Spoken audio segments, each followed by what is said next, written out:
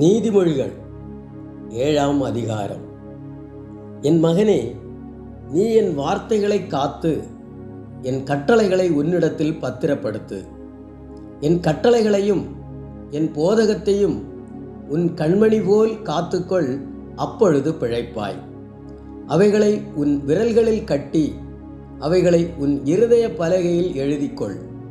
இச்சக வார்த்தைகளை பேசும் அந்நிய பெண்ணாகிய பரஸ்திரிக்கு உன்னை விலக்கி காப்பதற்காக ஞானத்தை நோக்கி நீ என் சகோதரி என்றும், புத்தியை பார்த்து நீ என் இனத்தாள் என்றும் சொல்வாயாக.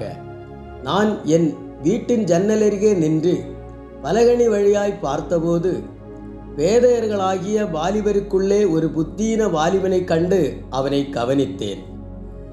அவன் மாலை மயங்கும் அஸ்தமன நேரத்திலும் இரவின் இருண்ட அந்தகாரத்திலும் அவள் இருக்கும் சந்துக்கடுத்த தெருவில் சென்று அவள் வீட்டு வழியாய் நடந்து போனான். அப்பொழுது இதோ, வேசியின் ஆடை ஆபரணம் தரித்த தந்திர மனமுள்ள ஒரு ஸ்திரீ அவனுக்கு எதிர்பட்டாள். அவள் வாயாடியும் அடங்காதவளுமானவள். அவள் கால்கள் வீட்டிலே தரிக்கிறதில்லை. சிலவேளை வெளியில் இருப்பாள், சிலவேளை வீதியில் இருப்பாள், சந்துகள் தோறும் பதிவிருப்பாள். அவள் அவனை பிடித்து முத்தம் செய்து முகம் நாணாமல் அவனை பார்த்து, சமாதான பலிகள் என்மேல் சுமந்திருந்தது, இன்றைக்குத்தான் என் பொருத்தனைகளை நிறைவேற்றினேன். ஆதலால் நான் உன்னை சந்திக்க புறப்பட்டு உன் முகத்தை ஆவலோடு தேடினேன். இப்பொழுது உன்னை கண்டுபிடித்தேன். என் மஞ்சத்தை இரத்தின கம்பளங்களாலும் எகிப்து தேசத்து விசித்திரமான மெல்லிய வஸ்திரங்களாலும் சிங்காரித்தேன். என் படுக்கையை வெள்ளை போளத்தாலும் சந்தனத்தாலும் லவங்க பட்டையாலும் வாசனை கட்டினேன். வா, விடியற்காலம் வரைக்கும் சம்போகமாயிருப்போம், இன்பங்களினால் பூரிப்போம்.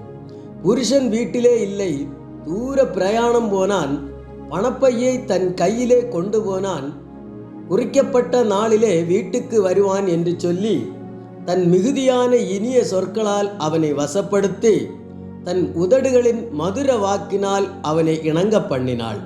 உடனே அவன் அவள் பின்னே சென்றான். ஒரு மாடு அடிக்கப்படும்படி சொல்வது போலும், ஒரு மூடன் விலங்கிடப்பட்டு தண்டனைக்கு போவது போலும், ஒரு குருவி தன் பிராணனை வாங்கும் கண்ணியை அறியாமல் அதில் விழ தீவிரிக்கிறது போலும் அவளுக்கு பின்னே போனான். அம்பு அவன் ஈரலை பிளந்தது. ஆதலால் பிள்ளைகளே, எனக்கு செவி கொடுங்கள், என் வாயின் வார்த்தைகளை கவனியுங்கள். உன் இருதயம் அவள் வழியிலே சாய வேண்டாம், அவள் பாதையிலே மயங்கி திரியாதே. அவள் அநேகரை காயப்படுத்தி விழப்பண்ணினாள், பலவான்கள் அநேகரை கொலை செய்தாள். அவள் வீடு பாதாளத்துக்கு போம் வழி, அது மரண அறைகளுக்கு கொண்டு போய்விடும்.